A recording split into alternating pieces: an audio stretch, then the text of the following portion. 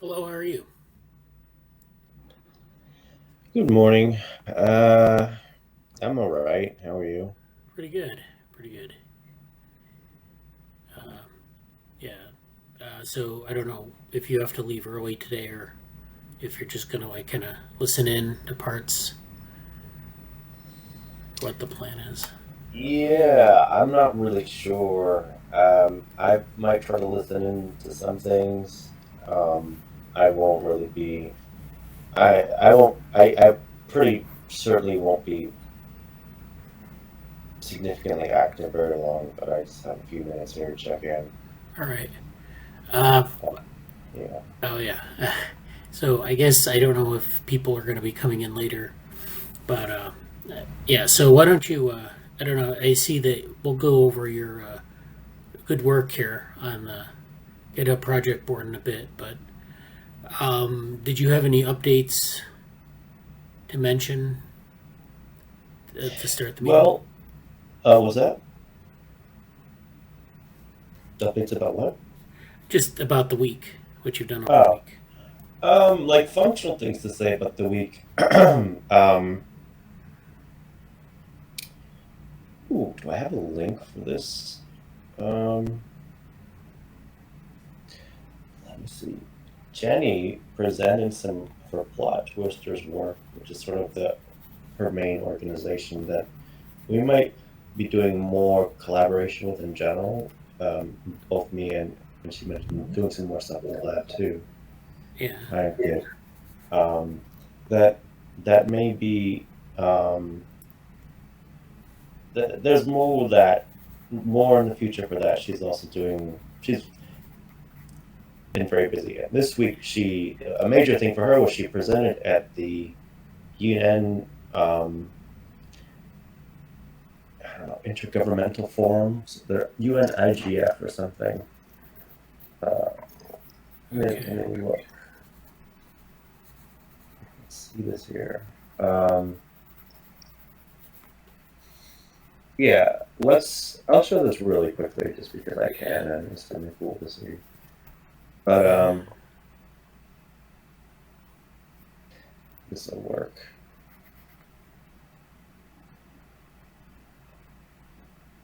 Do, do, do. Um, oh, I can do it like this. Okay. All There we right. go. So you can see this. Yeah. This is Jenny's plot twister site. Um, I think I'm actually on this now, but yeah, you can see Jenny there. Avery's here. And I'm here on the bottom. I sort of recently joined it. It's not. We're not like. I'm kind of more of a future active person than anything right now. Yeah. But yeah, there was a introduction exhibition at this event earlier this week um, for uh, this topic, and it was pretty cool. I mean, I think it's just an introduction to some of the ideas and the concepts that Jenny's trying to do there. But just pointing that out, that was I didn't go to it. I didn't get to attend it. Actually, if anything, I've actually been at part of the week. I was actually at NeurIPS, Right. um, mostly through my other job. Um, I'm looking at some things there, particularly I don't know if I can pull this up really quickly.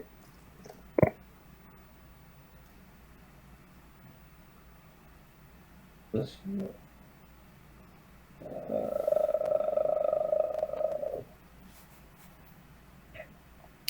uh, this project, um, well, it's not really a great thing to show here. This project was particularly interesting, but it's the multi-object, multi-actor. Um, uh, it's a benchmarking a data set that's Yeah. quite interesting for a lot of things, and activity parsing, which is actually it's very akin to some things that I was doing my first ever human computer interaction research a long time ago. I didn't get to watch this one yet, but when I have time, it's been an extremely busy week, as I kind of mentioned to Bradley, but a lot of things have happened this week. Um, So I haven't really had a lot of time. It's funny because just as I was gearing up to do a lot of things with the the project board stuff, Right. a lot of other things happened. But that's kind of what I've been up to this week, and this is here. If anybody, it is at NeuroIPS. But Okay. anyway, that's kind of my update on that front. Um, so things are moving with Jenny and that stuff. Uh, Avery is in a, let's say, holding pattern at the moment. Okay. They were scheduled to return back to the States out of they finished their grant and they stay in the UK at the EA Center for Effective Altruism Learning or whatever.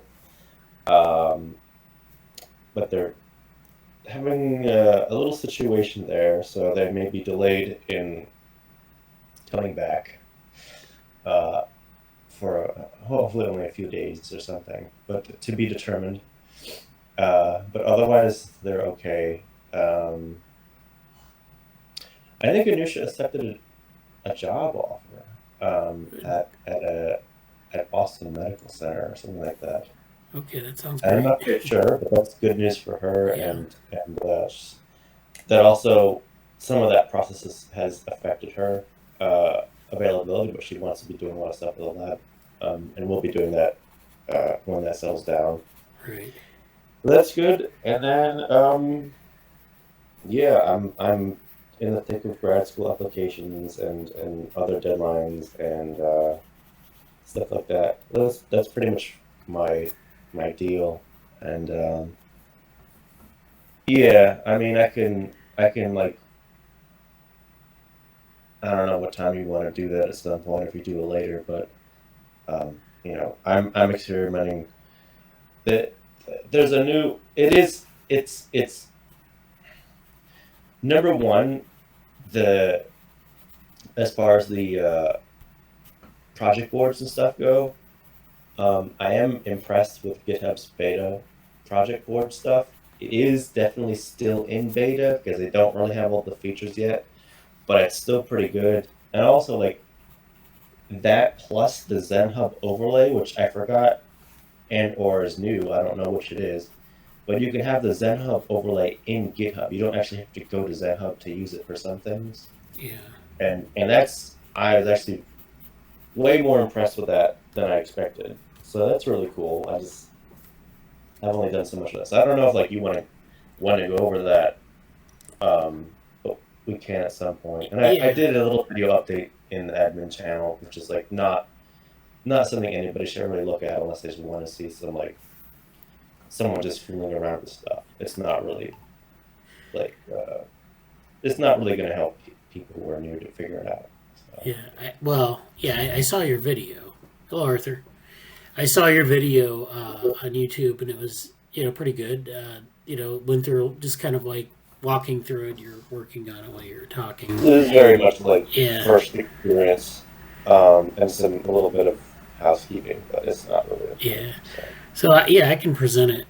I wanted to present on like what we were doing with this, so people know. So and then you can chime in as we go along here. So I'm sharing my screen here. We have.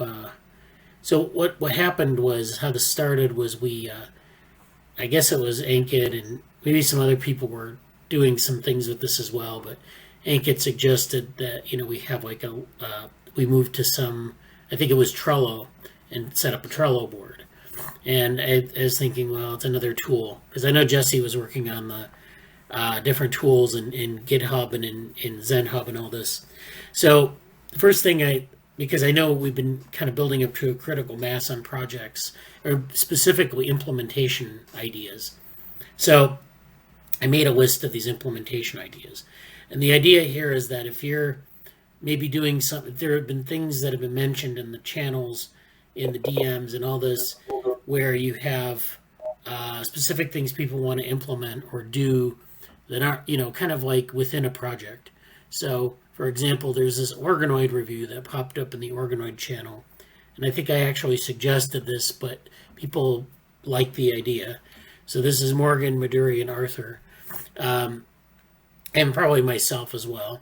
I didn't put myself on any of these, but and then this is like an organoid review. So this is like taking all the stuff in the organoids channel and making it into like a. We've talked about like field finding papers in the group, but that's so that's kind of what this is. I didn't mention that to anyone in the channel because I don't know how familiar they are with it, but basically it's the idea that we'd take like a paper, we'd write about like what's been done in the field, what are the major problems, how maybe we can contribute, and get that all in like one document so we can look at it and see. And then I know Maduri wanted to write like sort of a review article or something. So that's where we're moving on that. So that's what I mean by implementation. There are also people like Rashab and Ankit who want to do things like implement an algorithm for a specific problem. So Rashab mentioned applying meta-RL to the allostasis machines idea or the paper. So we have the preprint that was done, I guess earlier this year now, last summer, and Rashab wanted to contribute a meta-RL implementation of this basic idea that's presented in the paper. So yeah, he so that's an implementation idea right there. Ankit and Danielle also expressed interest in this, implementing Gibsonian information in a bunch of agents or in an agent model. So this is another one. We also mentioned the data privacy event, or the data privacy buffet event that Jesse, I think, suggested this. And so that's another implementation. And so, there are a couple other things here. So this is like just our typical spreadsheet. But what Jesse's done, and I know Jesse, I told Ankit to get in touch with Jesse about this. Jesse's been working on GitHub projects. So this is very much like Trello. It's a GitHub project board, but it's so much more than Trello, by the way.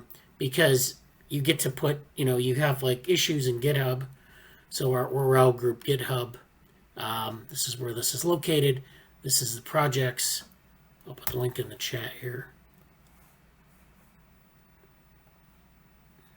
There we go.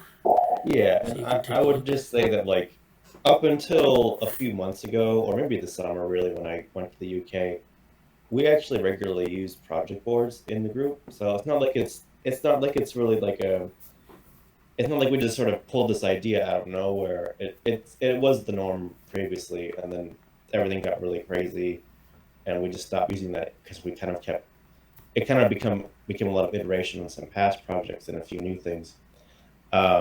So like there is an existing projects board and a existing task board, which I kind of go over and we'll go over again. But this new project board kind of came about because it's a GitHub beta project board, which has some new features, new integrations, and there's a lot. I'm very happy that they've done it.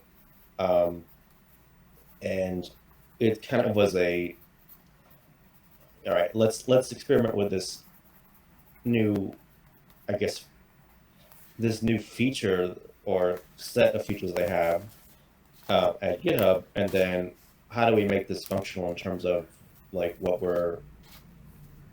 we've had going on. So that led to kind of putting that Excel sheet into this board and some other things from the past too. So yeah, you can. Yeah. I don't interrupt you too much, rather. So, well, that's good. And yeah, this is so much more than Trello, I guess, because first of all, each of these cards is an issue in GitHub, and I think people are familiar with project boards, but if you're not, you create a card if you have an issue, you state it as an issue, and then you have this card that you can update. It's just like Trello in the sense that you can put cards together, and then you can close the issue when you're done. And it looks like this one is for the New York Women in Computing event, Data Privacy Buffet. So this is like basically the submission criterion for this conference.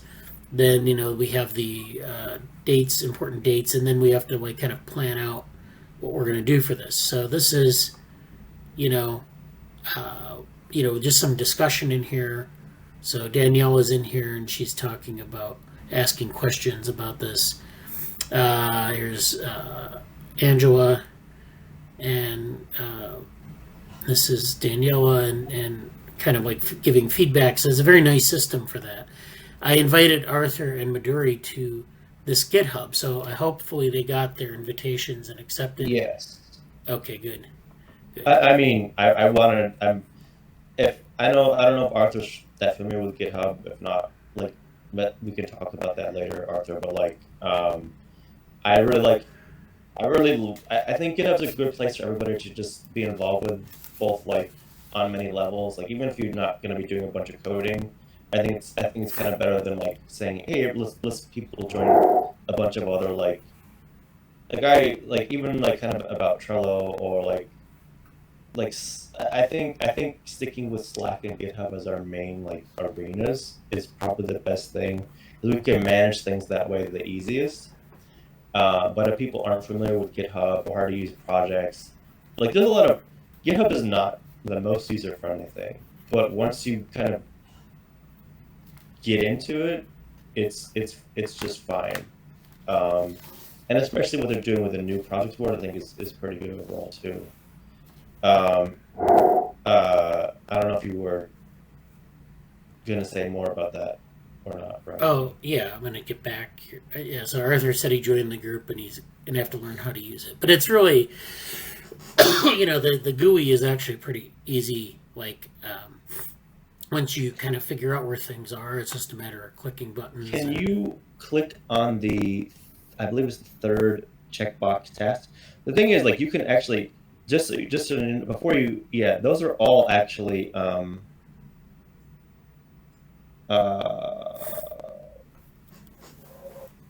can you go back? Actually, sorry, I think that's. Oh, I didn't put it on this one yet. Um, actually, This is maybe the board. yeah.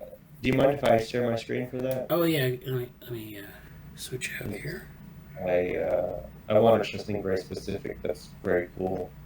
Right, I don't quite know what it is. One really higher level thing about the boards and stuff that's cool is that you can basically start linking. Is this showing? yeah, you sure? Okay. You can basically start linking different issues within them. And I don't know if it's because my view might look different because I have my Zenhub active. Maybe. Did you see this on yours, Bradley? I don't know. I don't think so. Okay, it's because there's a Zenhub integration, like it's like an extension or some kind of integration you can just do with GitHub, and it's free. It doesn't cost me anything. But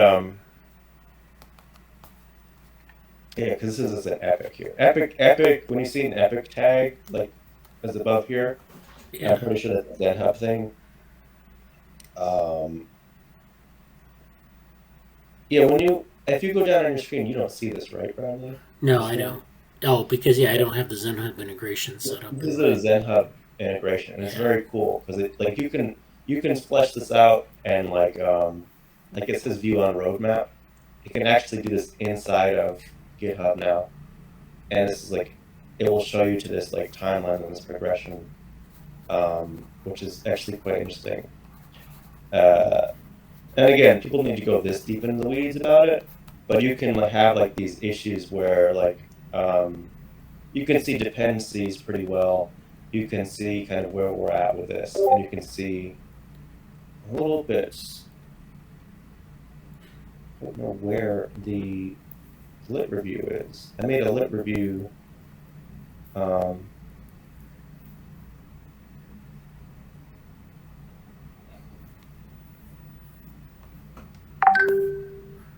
So this is okay. There it is.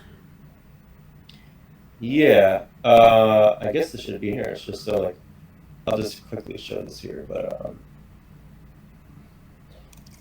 what it looks like in the actual code is is this uh, number 16. Is this an admin? Oh, I don't know. Oh, it is not. All right. Yeah, there's a specific way to do this. I forget, but basically, I won't do this now for the sake of what we're doing. Yeah. Basically, I also started making. Oh, that's because it's frontier map literature. I'm sorry, I'm just different project altogether. Um, let's yeah. All right, that's why. Um, so um, yeah, I don't know what I can unshare my Yeah, screen. yeah. Let me go So, back into the. uh, Yeah. Well, actually, well, never mind. Let me check this. I'll share my screen, and yeah, let me check and see if I have that in. I don't think I do. Yeah, I don't see anything up here where there's. So I'll try to set up Zenhub, and yeah, Zenhub is just. I will be making a kind of a how-to for that. I just haven't had time yet, but Yeah, yeah. it's a nice sort of optional thing. GitHub itself is kind of unwieldy and awkward, and Zenhub is not necessary for anything. But if you want to see a little more advanced like project management stuff, I think it's really cool. So, and Yeah. also honestly, it's also as a kind of professional development thing, having some experience with managing stuff in GitHub and the general project management workflow of Zenhub is not a bad thing to say you've experienced with too. Right, But right. And of course, the code is all written in Markdown. So if you see the Markdown here, this is very quite an easy like meta language to learn. You just have your tags here for headings, and you have you just list the text out. So it's actually pretty easy if you're not yeah, really familiar with GitHub. and Um, it's really cool. Like in the project tasks, like when that issue is closed out, that icon will automatically change. And so there's some actual just integration. Like if you can, I don't even know, like if you hit the checkbox on top where it says project type or poster, will that change it? Oh, let's yeah, it'll click. I don't know. I don't know if it changes the state, but Uh, Jesse, did you check out can you go back to that project board for a second? yeah, Uh, like at the top right, you can see that button. Yeah, press workflows. that. Okay. Here basically like you can like create your own workflow. Like what happens when you close an item, or uh, like if you want to create a request code review, so it will like automatically happen based Yep. on like which project board you are putting in. You can configure that. Yeah. And I think they're going to be even doing a lot more coming soon with that. Like, I think right now it's basically what it has been for the project boards. But I'm really excited to see where that goes too. But yeah, that's a cool thing. Yeah. So let me talk a little bit about some of the things that are open. So we have prepare for deadline. Is this like kind of the nearest thing that we have to pay attention to, or is this like Kind of. I've been playing a little bit around how to order the columns, and these columns are not, they're not set in stone. They're kind of just what's the most functional thing to think about right now. And even like where if done should be at the end or not. Well, like yeah, I feel like to help us stay focused on deadlines and what's due most urgently, I think that's sort of what that column is, and that's the first thing that I know that has a clear deadline is next week. So yeah, that's coming up. And then um, I'm Should not we sure sorry for interrupting. Should okay. we also like add the gecko deadline over here? Uh, what. there's a gecko deadline, but it's a ways off now, so we can add it in. What? Yeah. What are we saying? Oh, the gecko deadline. So yeah, we can add it, right? Yeah, yeah, we might as well. And then, Sure. uh, so I don't know if Jesse wants to add things in or if, yeah. So we can add it in. I'll make a note that it's added in. I mean, yeah, keeping these up is going to be like the challenge because we have all these different deadlines that people have. So, I don't even know. Maybe we should just. How do you want to keep this updated, Jesse? Do you want to have like a. Should everyone just I write to mean, this directly, or. anybody. This is a top level project in the in. It's a top level project in the organization, so any repo and everything, anybody should have access to it that has access to this stuff. Um, I would just say like, um, yeah. I mean, you're free to put what you want to it. I would just say this specific. I would try to keep this at a project level as opposed to individual tasks because there could be a whole bunch of smaller minutia or derivative or subordinate tasks. So try to keep it at like a larger level. Yeah. And you can make subtasks underneath them, whatever else you want to do. So like talking about what you're saying about like project level, that's like a really good idea. So like this project board could be for like the global view for like projects which are like be going on, and then we could use a specific project board for like a particular like a project. Right, and that's the thing too. Like, I'm not. I'm. There's some. Like, I saw you made a project, I think, for one of your switching papers or something that you wanted to do, Yeah, and I yeah, think yeah. having a specific project that's just like for a specific project would be good too. There's also like if you click on Bradley, do you see where it says like the tabs at the top where it's project board, table view, and Oh, then yeah, new. yeah, I saw that. So like if you click on table view, that's a different way of showing basically what the other project did. Well, actually, Yeah, yeah, this one. and that's our there's Nice. a lot that I think they're going to be doing with that. But if you click on New York Celebration NYC, there's another way to show like this currently just shows anything that's related to this, and there's some options where you could combine a lot of labels and other like assigned to create some different views. And I think this is going to be really interesting and powerful. But for the time being, I would kind of just recommend like basically like what I did. Like if you go back to the project board and if you look again at the like the first like the New York celebration of women, the first task and the Yeah, first this one here. like I would kind of recommend make a project and then basically make this for each project where you have subordinate tasks or subordinate like epics or whatever you want to call them, and that way like because now each of those top links are like other issues, and I think that'll be a much better way to organize it. We could also have, if it's of any particular use, we can just make a task board again, which isn't as project based.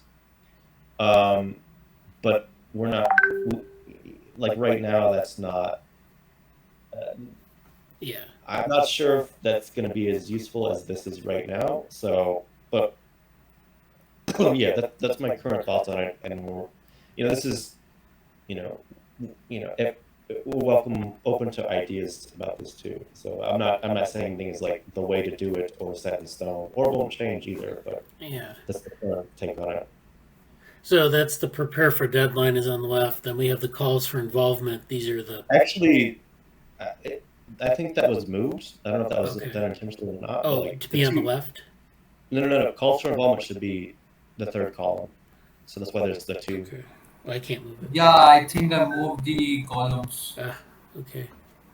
Because like usually what I find is like convenient is like I keep the first one which is like not active kind of, or like we're just going to make it active. Then the second one is probably that I make it Yeah. active, and the last then the third one is doing, and the rest I keep it as like ideas and like resources. So that becomes a lot more convenient. Yeah, I've that's how we used to do things. I changed this because I feel like uh, it might be best to highlight what's actually due right now. Right. So we can go back and forth about the best way to organize that. Yeah. But Yeah, so I like it. It looks good. Thank you, Jesse, for putting time into that. And if you have some more, and I know that you've been working on like tutorials. If you have one you want to share, I know you put it in the admin channel, but that's not everyone can see that. If it's something that you really think is, something everyone would want to see, like the Zenhub, then you can put it in the sort of the, I guess, the general Slack channel or something like that.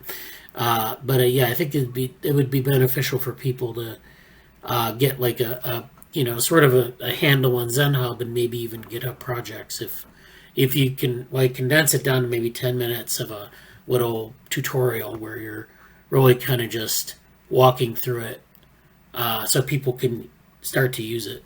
Um, that would be good. Yeah, I think I'm gonna make like kind of a slideshow about it as well. Okay, Um, yeah, yeah. just to kind of like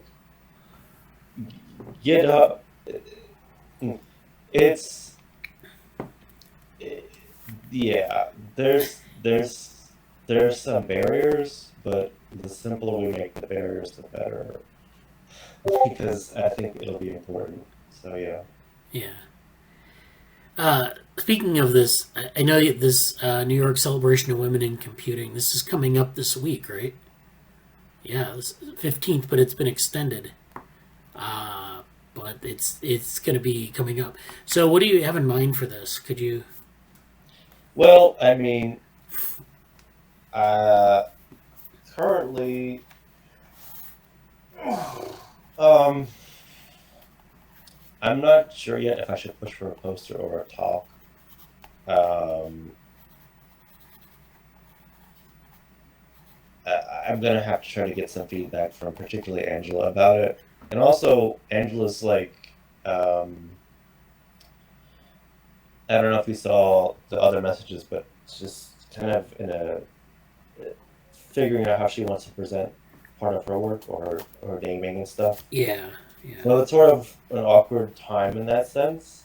Um, I I think there's enough room, and I'm open for your opinion about this, to do a research talk where we have kind of a buffet style of maybe Angela presents for like 10 minutes on her talk, and we have a couple other things.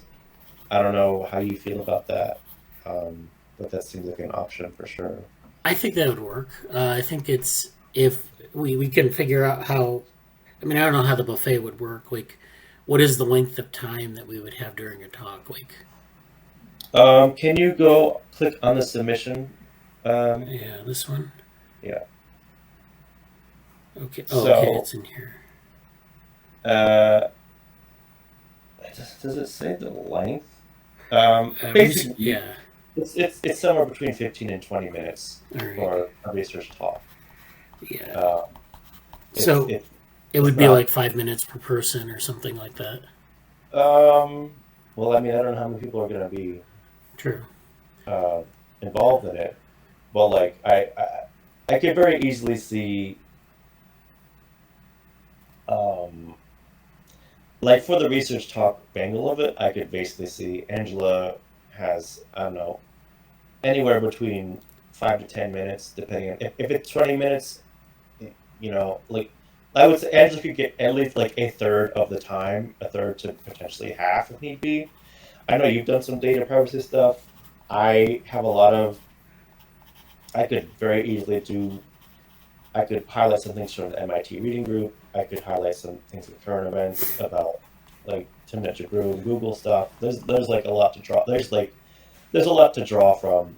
Um, but like I could basically just like if I had to submit today right now, what I would say is research talk. The 500 word abstract can basically be something like a survey or buffet, worded better than that, but something that basically says a tour of like data privacy issue, data and like AI ethics, something or other, and just highlight that we're going to have some different sections. One is going to be data trust. One is going to be whatever you if you want to particularly highlight on some aspect of things, and or like even like maybe a complementary like open source open science thing to data. I don't know whatever you want to focus on yourself, or like if you have any particular things, and then some other like basically three or probably between 3 and 5 topics that we'd like to cover in the sense of giving people context. Kind of what I do every year at this is sort of the same, but like this year in the past it was law and ethics, or last year it was AI ethics in a very broad context with some specific things about the news and some specific topics that happen. And this would be more data privacy, AI ethics, you know, a set of topics that people should be aware of, kind of a thing, Yeah. and highlighting some research in our lab about that. So that's it. Okay, yeah, that's good. So yeah, let's keep on top of that. I don't know if you have to submit a abstract by then. I imagine we can just write it up like that, and Yeah, then we'll figure it out. it's just a 500 word abstract, and what I would need to know, and this goes for anybody listening if you want to do a specific topic, but like if there's a specific topic that you would like to have some ownership over or present, um, probably probably what's left. Like I'm pretty sure Angela's committed. I think she's basically said that she's committed to this. Okay. So I'm looking at maybe half of the time, which I would say at most is 10 minutes, divided up maybe between three or three or four, maybe 5 topics. So that's like, 2 to 3 to 4 minutes a topic. And if you want to have one of those slots to talk about something, there you go. So just Yeah. whatever those other slots would be. All right. Or if there's overlap and want to be some combination of slots or adversary topics. So that's kind of what I'm looking at now. All right, that sounds good.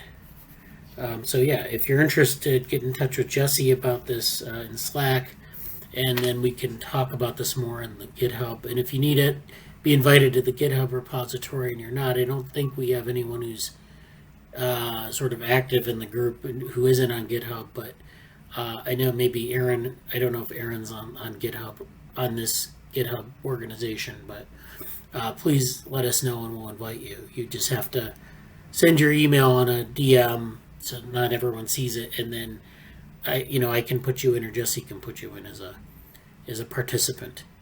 So Yeah, or if appear. you make an account already on GitHub, just send us what your username is, Yeah. and we can invite you through GitHub too. Okay. Yeah. Very good. Thank you, Jesse. So I guess I don't know if Ankit or Arthur had any updates that they wanted to make. Um, it's like I don't have any more chat items. I'm just reviewing the articles of brain organoids to put on the document, Okay. and I'm reading some new articles too to put with news about the neuroscience and the brain organoids. Is like I was reading an article about human brain development. Study sheds light on neurodevelopment disorders using brain organoids, and yeah, I'm just improving that document Okay. and reviewing the history of the brain organoids chat on Slack. Well, that's good. Yeah, it sounds pretty good. I'm glad you're getting into this topic. So yeah, I think it's definitely. I don't know if you're ready to share any documents or anything, but if you are, you can put them in the Slack. We usually just have a Google Doc, and then you open up the settings, the privacy settings, because it's just a couple people in the channel, and then they can look at it and provide feedback. But you don't have to do that until you're ready to open it up. Um, Yeah, and like you yeah, can, excuse me, anybody, but you in particular you can either do like a Bradley walkthrough of a paper, or you can do a more formal like make a PowerPoint about a paper or set of papers too. Those are always uh, great things to do when you're ready, but not something not something you have to do right now too. I know you mentioned a presentation about some other paper before, like a long time ago. So if you want to do that at some point, you can. But if you want to do other things too, that's fine too.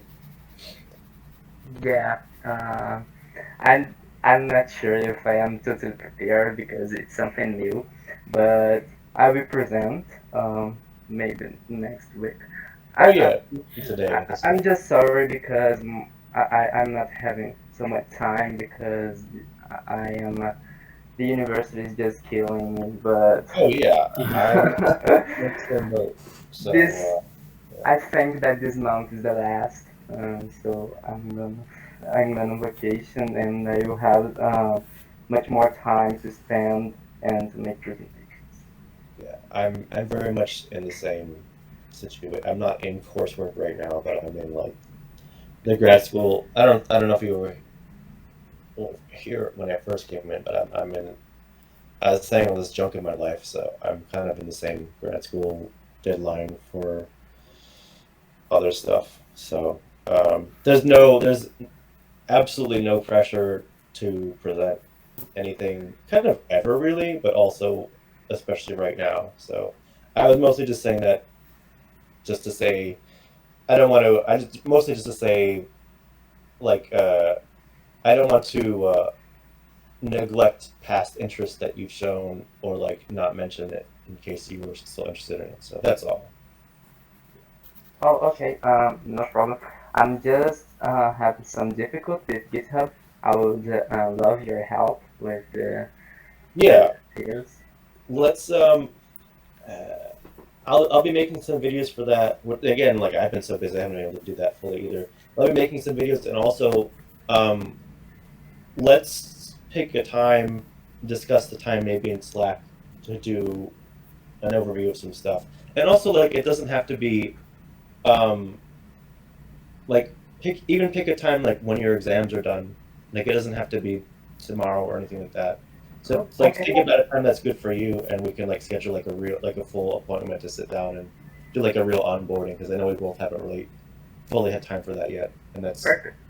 yeah, that's like we should definitely do that. But it's not. If you have finals or exams, like don't even worry about it right now. So yeah. Yeah, thank you. Yeah, that's great. Thanks for the update. Ankit, did you have an update or?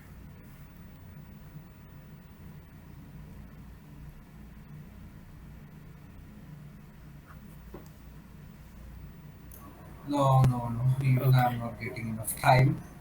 Yeah. Well, you have your exams. How are those going? Yeah, yeah, yeah. It's going to start like in 5 days. Okay. Well, good luck on that. Yeah. So we're working on the switching. We have the paper that we're kind of targeting Gecko for, and then we have the other switching work that is going to be a more general paper, and I've been working on that. I've been kind of working through how, sort of what goes in what, and then kind of working on the Gecko submission itself, just kind of walking through it and getting familiar with it and figuring out. I think the biggest thing there is that there's the way it was written originally. It was kind of like focused um, on the flight scheduling software, and well, that's being Yeah, used in yeah, there. yeah.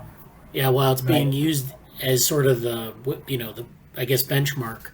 The highlight I think is the algorithm or the algorithmic innovation that's being used. So I'm kind of rewriting it so that it's a bit more like that's the highlight instead of like the flight scheduling.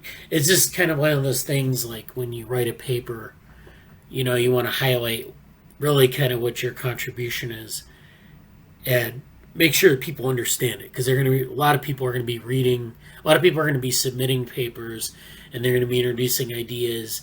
And one of the common mistakes people make is to say, not to be clear about what their innovation is in the paper, like what is it that they're offering that's distinct from any other paper. And I think so we have, okay, so Jesse has to leave soon. So yeah, we'll talk about that later. I have something Morgan posted in one of the Slack channels. I'll go over later. I didn't know. Actually, I did want to go over some of the stuff from NeurIPS. I didn't. Who attended NeurIPS? I know Jesse's been attending NeurIPS, and I don't know if Ankit has been able to. Oh no! I totally forgot something from NeuroIPS. What? It was something that Charlotte and I were supposed to go to the metacognition workshop. I don't know when that is, but I'll look at that. I think you may have missed it. That was this past week. Yeah, Okay. Yeah, that's I did want to. uh, Yeah, I did want to go over. I think they have like some blog post. I wanted to go over some of these things online. So, the NeurIPS, like they'll be putting these videos up online after the conference. So, if you miss things, you can probably catch up on some of it. And it's still virtual, so they have this page here. This is the NeurIPS main page. So they kind of like went through this week, I think. They have the different, the online proceedings, I think, are up now. So this is the proceedings for 2021, number 34. And um, yeah. we did not miss it, so I think Oh, okay, good. It's after. Okay. it's Monday. Oh, it's Monday. Okay, well, good luck on that. I didn't know. Huh? Dalo. I didn't know. Yeah, I guess. Okay, so you're still in that. Okay, so what you see here is you see a wall of papers. So this is what happens with NeurIPS. Like they're just so many papers, and it's hard to navigate any of this to find anything. So Yes. I think they're tools like because a lot of these papers are posted to archive, and so there are tools like the Archive Sanity tool. I think that Morgan has posted in the Slack that would help you sort through these. So it's basically like you can find different topics if you're interested in like pose estimation or meta learning. Then you can find the relevant papers because this is just a huge conference, and you don't want to get like bogged down in what's going on. Then there is this blog that they have. So this is the blog, and it kind of goes through each of the days. So this is why I was under the impression that I guess the tutorials come first.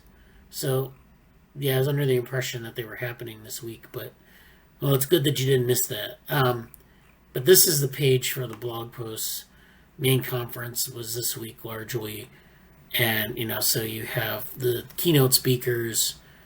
This is an interview with Daniel Kahneman, and then a couple other things in here. So it's a very diverse conference, a lot of different topics, a lot of different perspectives. And then I guess day 2 was the main program. This is like a panel on the massive scaling in machine learning, deep learning theory and causality. I think this is a good thing to go through to see like the state of the art, what people are thinking about. And I often have that problem when I look at stuff.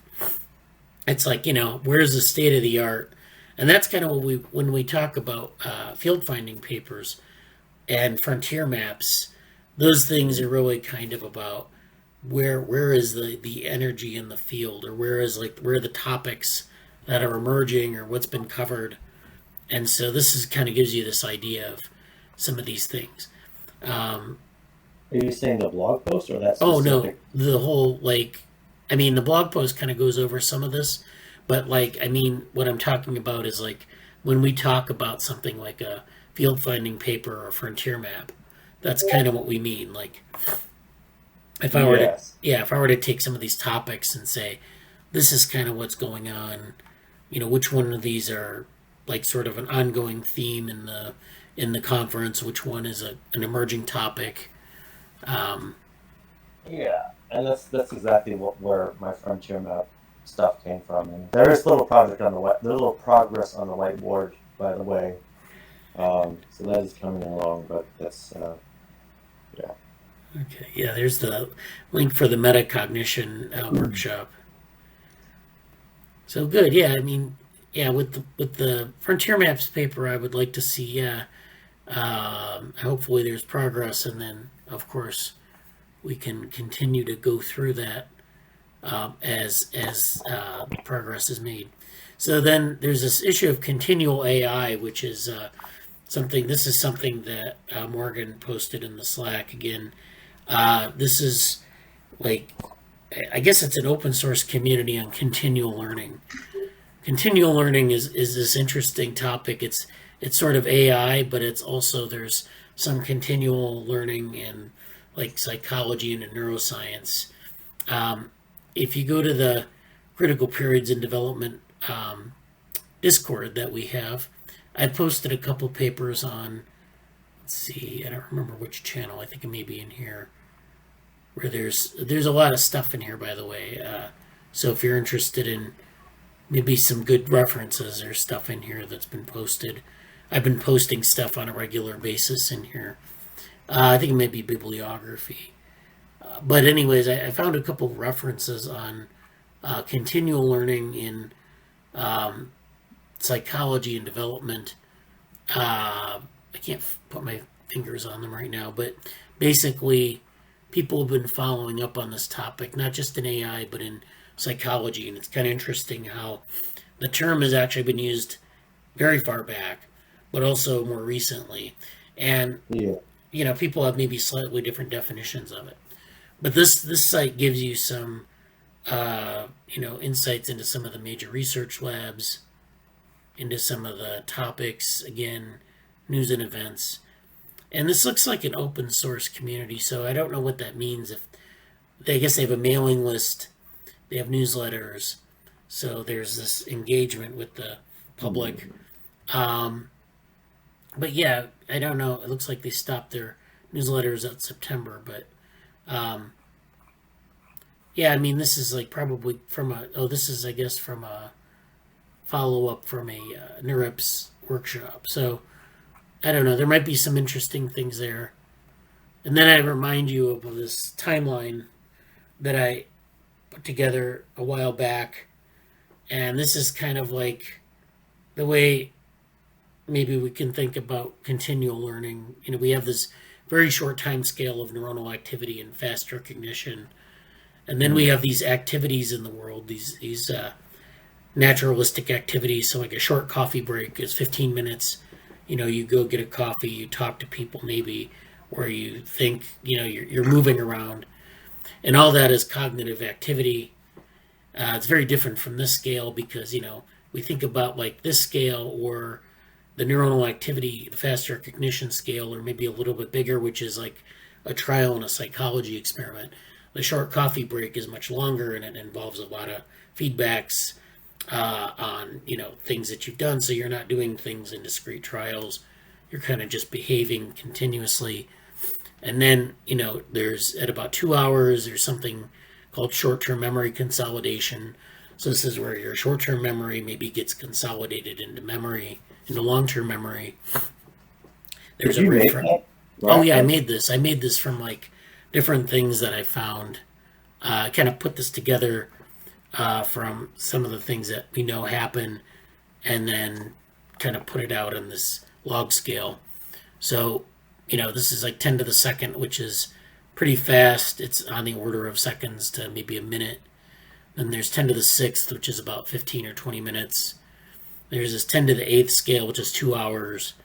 And then there's long-term memory consolidation. So this is when you practice something and you go to bed and you remember it the next day, and then you remember it a couple months from now. And this happens in a different location than short-term memory consolidation. But this is like on the order of 10 to the 10th. So now we have, if we think about this like as an agent, it would be like an agent having some neurons that are active. And then we have this agent that's behaving and it's producing a pattern of active neurons and connections.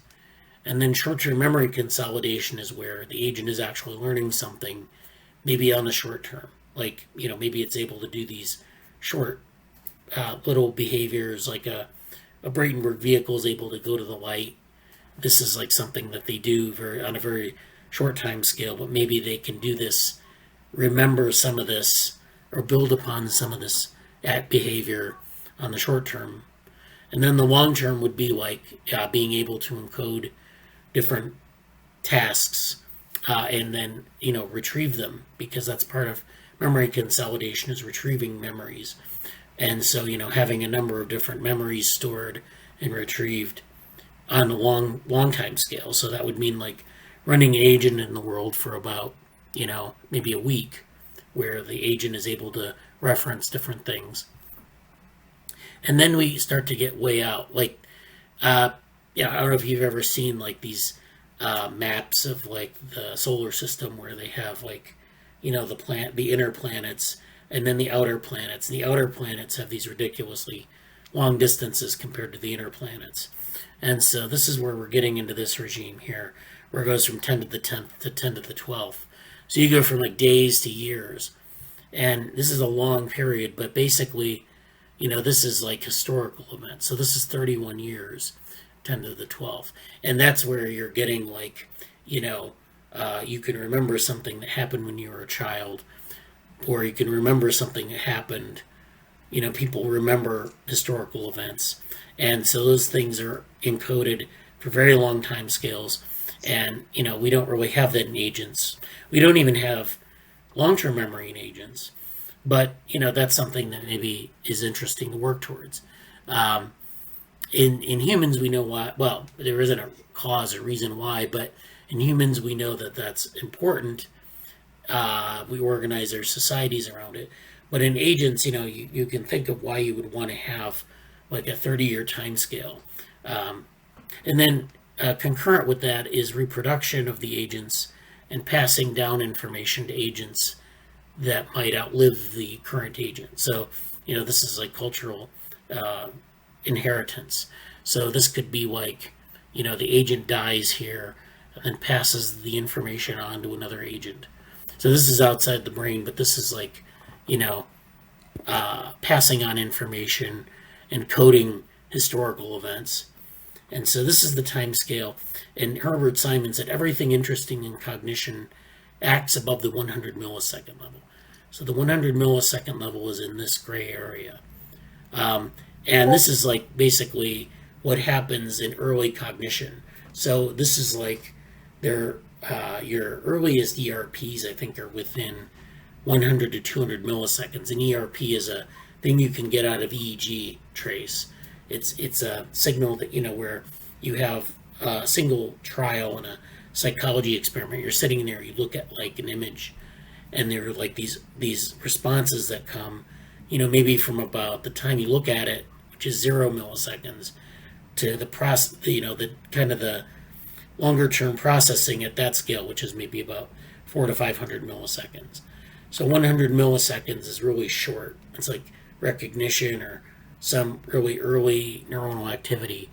And so that's the thing that people are kind of focused on with, molecular techniques and maybe some of the EEG, techniques and some of the other neuroimaging techniques is what happens at that very short time scale. But this is all like very long time. This is a very long time scale. And so, this is the stuff that maybe is more interesting if you want agents to learn like humans or to at least have some sort of intelligence that approximates humans. And then there's this quote from Mandelbrot.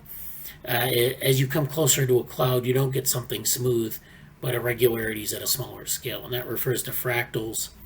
And that refers actually to different scales of space, but it could also refer to scales of time, where you look at these time scales and you say, well, they kind of look like they're, it's just, you just build, you scale up your agent.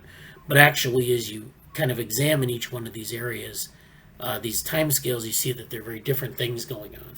So like, neuronal, in a single experimental trial, you're going to have certain things that happen, but in a short coffee break context, there's so many other things that happen with the brain of the agent that it's, you can't even use the same paradigm really to understand it. The same thing with memory consolidation, perhaps, and then historical events, which we have to bring in, maybe even cultural evolution. So that's my thing about continual AI. I think we should follow up on this, but I don't exactly know where we want to go with it. I know we've had some conversations about this, but yeah. So let's see.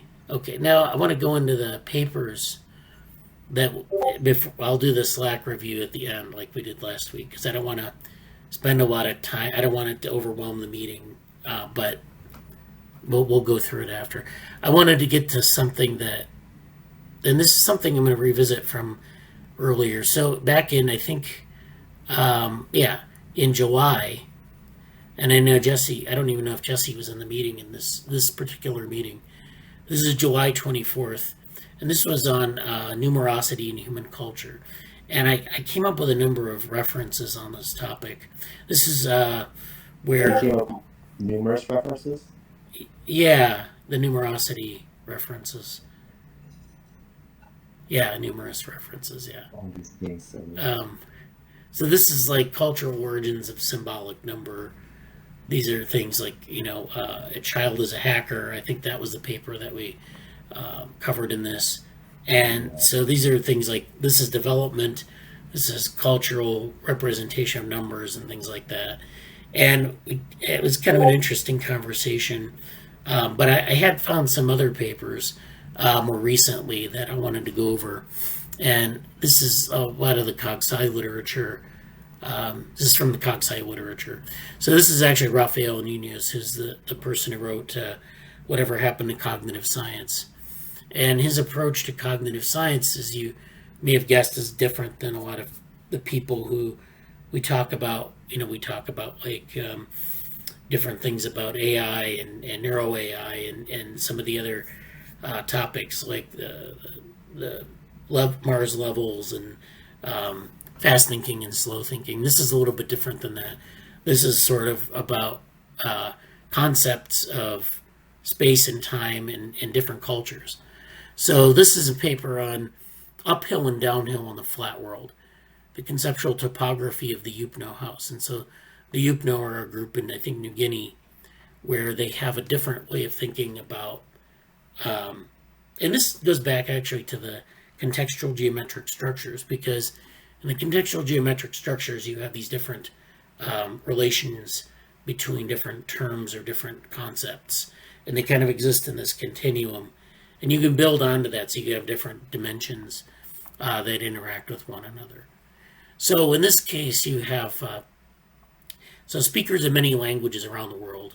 So people in general rely on body-based contrast. So they rely on these oppositions like left and right for spatial communication. So if you look to your left, you look to your right, that's your spatial frame for things going on around you. And you use that like in politics.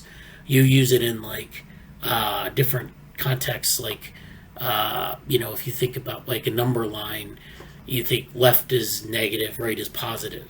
That's a cultural construct, but we put it in that context because that's what we're using our bodies as a frame of reference. In this language in Yupno, which is a language in Papua New Guinea, they rely instead on an environment-based contrast. So their contrast is actually uphill, downhill. So, instead of right or left, they use uphill, downhill. It still relates to where their body is in space, but it's a different framework. So body-based contrasts are as easy to use indoors as outdoors, but environment-based contrast may not be. So this is like something, if I were in a room or if I were outside, I could use left and right, or in a virtual environment. But if I'm in maybe an environment-based contrast is like they live in a mountainous region, so they're always going either uphill or downhill. If I'm in a virtual environment, maybe that doesn't work out so well, or maybe it can work well. It's an interesting question because, you're in virtual environments, you're doing things like engaging with sort of an environment. So, you could make like an environment that would be relevant to this contrast, or maybe it would not work. I don't know.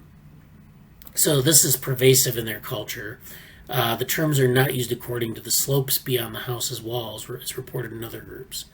Instead, the house is treated as a micro-world with a conceptual topography, which means there's a sort of a map of concepts, like it's the interaction of concepts in space that is strikingly reminiscent of the physical topography of the Yupno Valley. So they live in this valley. The house is sort of like, they use this analogy of the house in the valley. And then this phenomenon illustrates some of the distinctive properties of the environment-based reference systems, as well as the universal power and plasticity of spatial contrasts. So they kind of walk through this ethnographic example, and they kind of contrast with some of the things that are more generally that maybe we do in what they call the weird world, which is the Western, educated, industrialized, rich, and democratic world, which is like, they think of this as North America maybe and Europe and, in other parts of the world. And, they think about things maybe differently. So they make this contrast in the psychological literature now between the weird world and the rest of the world. The weird world being where a lot of psychology experiments have been based traditionally. And the rest of the world is where we don't really have a lot of data for human psychology. So it's like, we make these assumptions about what's universal. And a lot of that is based on the weird world, or like a certain set of cultures that exist in the world. And so other cultures may not actually exhibit these universals. That's the idea that I think people have been kind of working on. And this is kind of what this work is addressing. Is this something that is, part of a universal, or is this something unique that maybe other people don't do? So, we do things like we look at asymmetries and we exploit them. And this is like, if you go back to this work on contextual geometric structures, and I know that Ankit and Arthur aren't familiar with this work too much, but this is something that it's sort of like we get at the core of this. This is like, it's a very abstract version of this. So, you have these contrasts. There's this asymmetry in the world. There are these oppositions, and you can put those into a geometric shape using the edges as sort of the axes, or the edges of the axes. And then, you can actually put this into an embodied agent even, and, operate on the world in that way. And then that's your sort of your high level representation of concept. So this is like, there are a lot of different ways to do this. Environment-based contrasts like uphill, downhill, upriver, downriver, and landward, seaward do not share the feature of some of the others like east, west, north, south, because these are cardinal directions. They function as a set of abstract vectors. In these environment-based contrasts, they don't share the feature of easy portability, because you can't see the features. You can't always see the features when inside buildings. Although I will say that, like, there are certain places in the world where they'll talk about upriver, downriver, and it's like kind of encoded in the region. So like, sometimes it links to like the way, like, socioeconomic class, or it might link to like something like a certain set of places. So people kind of know, even without being able to see these features. But in any case, I think their point is that, this is a very specific thing to an environment. So when you create these distinctions, or when you kind of reference them, they have to be a little bit, like, they have to be salient relative to the body. So they kind of go through this example. They kind of talk about topographic contrasts. They talk about some of the data here from the language, and then they talk about the house. This is basic ethnographic stuff. They kind of walk through. So this is not typical of cognitive science, but this is like more typical of anthropology, where they look at, they kind of look at like the living conditions, the language, the food, and other environmental things. So there's all this stuff that you can draw from, and then putting it in the cognitive science context of a micro world or a macro world and the conceptual world. So that's what they're getting at here. I think this is a pretty good paper from the perspective of kind of standing in contrast to like some of the other work in cognitive science, especially a lot of the computational work, where and so they cite Fauconnier and Turner. So this is the stuff on their work on what is it, well, anyways, the Fauconnier and Turner do some good work on some of this sort of stuff, Lakoff and Johnson. And so if we go down here, we can see it's a long paper, but there's this Falcone and Turner, the conceptual blending work. So the way we think, this is a good book for what they call conceptual blending, which is where you have like a concept that blends two different metaphors and then uses that as a way to like merge different ideas. There's also this link to language, very strong link to language. And then, of course, there's citations on this concept of weird populations, where these are the Western industrialized people who usually are represented in psychology. And then, so I have a couple other papers here to follow up from. There's this other paper on space and hand in mind. So these are gesture and spatial frames of reference in bilingual Mexico. So this is again about the same thing. So these are about allocentric frames of reference. So this is where I'm standing here in my body and I'm looking out at the world and I'm using what's out in the world relative to myself to build my concept space. So using words like east or downhill. And so ethnographic work has suggested this preference is reflected in how such speakers gesture. So if I point to something, I'll point to different locations and there's a frame of reference for that. And then they point to this language in Mexico where there's this preferentially allocentric language, which is a form of Zapotec, which coexists with a preferentially egocentric one, which is Spanish. So Spanish is the colonial language, it's the sort of the lingua franca, and then Zapotec is the local language that's been there a lot longer. And they're different. The one's allocentric, which is Zapotec, and then the egocentric one is Spanish. So they actually have two frames of reference that they're using simultaneously. As they're bilingual speakers, they have Zapotec dominant speakers and Zapotec Spanish bilinguals. And so you can see in those two populations this difference in their reference frames and how they use their language and their sort of the way they think about the world. And it differs based on, their experience with language and culture. So this is, of course, from a non-weird population. And this is, again, another example of, how we can use this sort of framework to understand a little bit about conceptual learning and how the concepts are put into the world. So, again, they go through the same sort of thing as in the other paper. And so, this is just a different example from Mexico, and they're using these native speakers versus bilingual speakers. And so this is where they're having them gesture in different ways. So, and do these other activities. So they're presented with an event, and then they have to describe it. They also use things like these building blocks. So they're using these, experimental things where you're just kind of toppling blocks. So you're toppling blocks in a certain way, and then you're gesturing. So these are the kind of measures that you would use here. And then, it sounds like Jesse maybe wants to say something. Okay. So that's for this paper. Oh, sorry, I made a noise here. Okay, that's fine. That's a very cool paper, though. I actually sent that. Well, I sent it to Avery, but Avery's, let's say, massively in transit right now. So I sent it to a place a little bit later because we talked about that, and it's kind of related to. Yeah, that's it. Did you just? Oh no, I'm just going to move to a different paper. The new paper? Well, this is the one I just had up. This paper.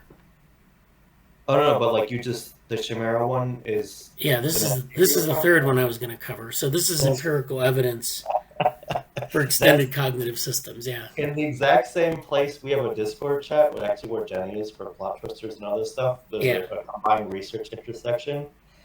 I was going to post the previous paper that you mentioned. Yeah.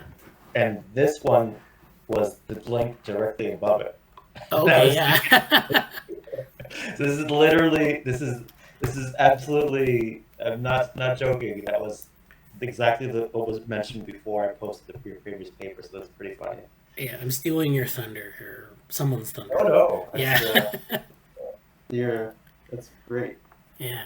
So this is Anthony Chimero, and of course Jesse knows Anthony from the radical embodied cognition literature, which is where everyone, they claim that you don't really need representations in the brain.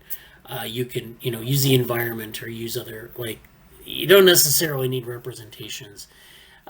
You just, you have your body, you're interacting with the environment, and that's where most of your information is coming from. It's sort of the same principle behind the Gibsonian information in the same way, because you're not relying on an internal representation. You're relying on the environment and how you kind of interact with that perceptual information. It's coming in at a certain rate. It's, there's structure in the world, and your sensory organs are using this and interpreting it in different ways. So this is a little bit different than the other papers where they talk about these cultural representations and assuming they're in the brain, but you also use your body in those cases. But in this case, you're just using your body. And this paper is where they use something called the Inactive Torch. So we present an empirically supported theoretical methodological framework for quantifying the system-level properties of person plus tool interactions. So this is where you have a person, they have a tool. I have a mouse in my hand right now. I can put a pen in my hand, and that's a tool. And I interact with that tool by touching it and moving it. And I move it according to, maybe I want to make some letters on a table, on a tablet. And those letters then are, I see the letters, and it's feedback that I'm making the letters properly. So these are these tools. So there's touch, there's vision, there's feedback to the brain, and there's the brain putting out information about what it wants. So all these things are happening in the body or in the environment, and the brain is just verifying it. The brain is generating the symbol, and so there's maybe a representation there. But other than that, you don't need a special representation to make these sort of interpretations. So they did this experiment with the Inactive Torch, and this is where you have this vibrotactile sensory substitution device for detecting distance. So it's like maybe a rod that has you can touch things with it. It's like if you've ever seen a blind person with a cane and they'll touch in front of them with the cane. They're trying to find their way. They're trying to avoid obstacles and figure out what's in front of them. So it's this, you're substituting your vision for this vibrotactile thing where you have this stick or this torch that you can move and detect distance, your distance from objects, that sort of thing. And they have to pass through openings of various widths. So you force someone into a closet door, they have to figure out how wide it is so they don't hit the side.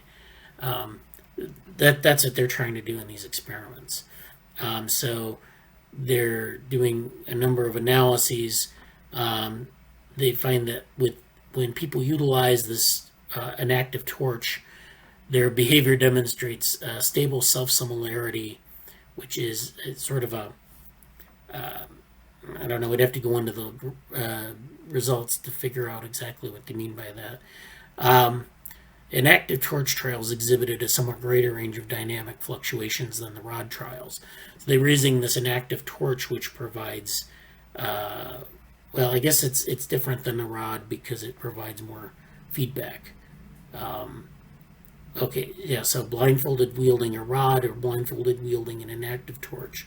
So this Inactive Torch gives you additional information, basically. And so then this allows for more exploratory movements. So the rod isn't giving you enough feedback information. You're just kind of swinging it and hitting things. The Inactive Torch gives you more information in that modality, and so you can explore a little bit more in your environment. Findings provide support that the notion of person plus tool systems can be classified as extended cognitive systems and a framework for quantifying system-level properties of these systems. And so they just kind of go through these results and kind of think about this in this framework of radical embodied cognition, and so when they say extended, they mean that the cognitive system incorporates features of the world as spatial locations are beyond what is typically understood to be the boundaries of the organism, such as the skin or the scales or the shell. So it's like if I'm interacting with things in the next room, I can hear things going on in the next room. I can get up and get, enter sort of the entryway of the next room and see what's going on there. I can't necessarily touch them unless I have like a long stick I can kind of touch things. But you can always, there are different ways you can interact with that room without actually, sitting down in it or touching things directly. So this is, there are a lot of examples of this in cognitive science. And this is something that you don't see a lot in sort of modern, even in embodied agents. They don't talk about extended cognition that much. And one of the reasons maybe is because it's just kind of like, it's very maybe hard to implement in agents. Yeah, I could definitely see that being like they're trying to make it things you can test, trying to get it towards empirical, like external things you can measure and that stuff. That's what you're saying. Yeah. Two things came to mind when you're done with your talk about that. Oh yeah. Oh, you had two things, or you? I don't know if you finished. I don't want to interrupt your flow. Oh, why don't you go ahead and mention it? First, like in a very, I think we talked about it in this lab before. I forget. Yeah. But one's like an actual, just a cool thing in nature about this. Not the magazine, but the actual, world. Which reminds you of that meme about like, the philosophers want to get into nature versus the philosophers want to explain nature. Anyway, so there's something about spiders in that sense in their webs, and there's also like something about a person that I'll mention after that, a researcher. The spider thing is just like, I forget which one, but like how spiders basically tune, their webs are sort of already an extended cognition in general, but like specific spiders actually tune the webs to be more or less sensitive depending on where their prey, like if one area the web's more active, they'll tune it to be more sensitive, so that way when there's something hits it, they'll react much faster to the tuned web, or like places that have more slack, or like but it's almost like adjusting a neural network, but like adjusting sort of the weights or the tunes of the guitar strings. Yeah. And so like if they get a signal on an inactive string, they'll be like, oh, this probably isn't that big of a deal, or maybe it's like a leak or something. Versus like, oh, I better be really sensitive if this part of my web is being interacted with. And I think that's just a very cool, like, it's extended, it's embodied, it's sort of situated, it's all these other things. It's like, I kind of want to look forward to that. But the other thing is Judy Fan, who I mentioned maybe like once every 2 months here. And her work would like, I'd really be curious about her take on that paper. I might even try to find a way to ask her about it, because like she does so much with drawing and trying to see how drawing is sort of an integrative approach to things in the sense, and it's almost like I could see her work in drawing or tool usage as a sort of bridge between what this paper seems to be about, and her just like, what is the actual structure, and maybe her work is kind of a bridge of like, by doing these specific creative activities, we're like maybe outlining a channel by which the structure is, I don't know, a channel for feedback and integrative, like the internal and external models. So anyway, those are just ideas and incomplete thoughts. Well, yeah, I think that's great. I like the idea of spider webs. I actually think that, like, if we think more broadly about the extended cognition, I think maybe like in Bratenberg vehicles even you could see where you could maybe test that, where, you have the vehicles. I'm going to use my board here. I'm going to draw out some things here. So, you have these vehicles that are kind of like these agents that are kind of, they have their sensory system here. They have their wheels, so you get feedback from the surface through the wheels. You could have like sensory inputs from in the front or on the sides, whatever. But these are typically like, you might have the sun up here, you might have some wind. I'm just being really creative about what the inputs might be. And you have feedback from the road here. And these are all like in this agent. It's a very simple vehicle. Now imagine if this agent had like some sort of like way to sense things outward. So they can sense light and they can respond to this trajectory. They can make a trajectory towards or away from the light. This is usually the way Brainberg vehicles work. They have these tactic behaviors where they have like a sensory input like wind or sun, and they either move towards it or away from it. And this is something you see in in invertebrate animals, and even in plants, where they have this taxi set of behaviors. Now imagine if you had this vehicle and it had like this ability to have an extended set of cognitive tools. So for example, you might have like a radar system on the front here where it sends out like a signal, and this is something they call an active sensory system. You'll see this like in electric fish, where they have this electric organ that they send out a signal around their body, and then they have their tail receives the signal, and it acts as sort of like a radar around the body.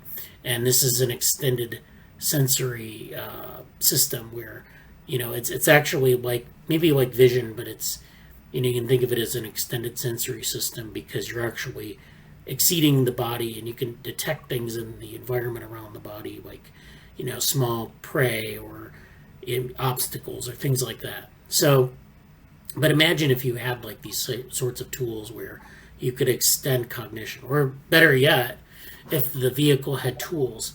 So say, for example, it was like a Mars rover vehicle, where it had like a drill that came off to the side, and it was able to drill things. It was able to see things and then go and then drill them or manipulate them off to the side. And like, this is something where it's beyond the body schema, essentially, of the vehicle. So as much as a Brainberg vehicle has a body schema or a representation of the body, it's, this is sort of extending that in a way. It's adding on to that sensory repertoire. It's adding on to what is essentially just these taxis, and you can add on something. So we talk about developmental Brainberg vehicles, which are basically things that how these vehicles emerge in development, and how you can sort of leverage that developmental trajectory. But this is another way to do this, is to have these different things that extend the sensory range of the vehicle, sort of in a way that's allows it to interact with the environment. So I wonder if you could actually get a vehicle to do more than just these tactic behaviors, if you did something like this, if you added on tools, or if you added on like sensory systems that were a little bit more sophisticated than a light sensor or a pressure sensor. I feel like, and I imagine there's a lot of work, well, a lot to kind of relevant here. In the field of like not xenobots, but like developmental robotics or evolutionary robotics, or things that involve that. Like I'm just seeing a lot of the things about Paul Kysek stuff, and even like actual, Brainbergs. For those who, haven't read the book, and I really barely read the book myself, but like Brainberg was trying to model specific sort of anatomical developments in life. And those changes in infrastructure or nervous system are the vehicles, or at least like very simple toy models of them, right? Yes. And I feel like between some of Paul Kysek's work on those evolutionary things, and also just like I'd really like to look at some of the very early stuff in terms of like the Levy Flights or Levy walks, Levy Flights, yes. And how they, how like the explore exploit stuff played out, how like the dopamine, like there was, I forget how Paul Kysek talked about it, but like just the way there was sort of this regulation of, do you take a shorter step or a longer step, and a lot of those like really fundamental things that sort of have anatomical components, or like in certain like very very very very early behavioral influences. This kind of actually stems to what Avery, like, I forget if I talked about this in the lab. I think I did, but like Avery's kind of looking at these things called allostatic kinds, which are like these regulatory set points across systems. And obviously, the fun way to talk about that is like humans, but it was encouraging to see Michael Levin, who, again, we also mentioned periodically here, kind of be open to the idea of exploring that in the arena that I was talking about, like in a pre-neuronal sense. Like, what are the antecedents? Is that right? No, Yeah. precedent. Yeah. What are the things Antecedents. that came before? Or precedents, I guess. Yeah. What are the things that came earlier evolutionarily that kind of before there was neurons and maybe complex nervous systems that afforded certain behaviors? What were the things that we mitigated, even at the sense of like how simple, at the level of how simple like a brain brick vehicle or early life forms, or like very very very early in Polkasevic's tree, like what were those things that were kind of shaping the explore exploit nature of the Levy Flights? Like what were those things, and were there any sort of like types or like classes of behavior that emerged from them? And then also kind of what Bradley was just saying here, how did it come about? Like it would be really cool to model certain, like, when I think about the tools and the Mars rover stuff, basically what that is, like you talked about having active sensing, or the active like radar stuff kind of thing. Yeah. And I feel like there's the tools kind of feel like that's a little bit more the tool aspect, and this is what makes me kind of wonder about the Chimero paper, and also I kind of wish I could talk to Judy Fan right now about this point, because the tool aspect kind of feels like the beginning of being you're no longer just a consumer, because like a very simple brain brick vehicle is you're just, all you do is perceiving and consuming information from the external world. You got light, you got radar, you got wind, maybe you get an advanced sort of projection of your sensory stuff putting out in the world, and the tool is sort of this other thing where like, oh, you are able to have a very slight impact on, like you're adjusting the feedback by having a direct impact on the environment. And I feel like there's definitely, in a very fundamental way, like some major stuff about learning or behavior in that. Like that's when you kind of expand in like exponential or dimensional ways what's going on. When you have that factor or that little implement, even if it's just you're scratching on the surface or something, or like you can have some physical manual thing that's not just your wheels, or you have some additional way of poking the world or something.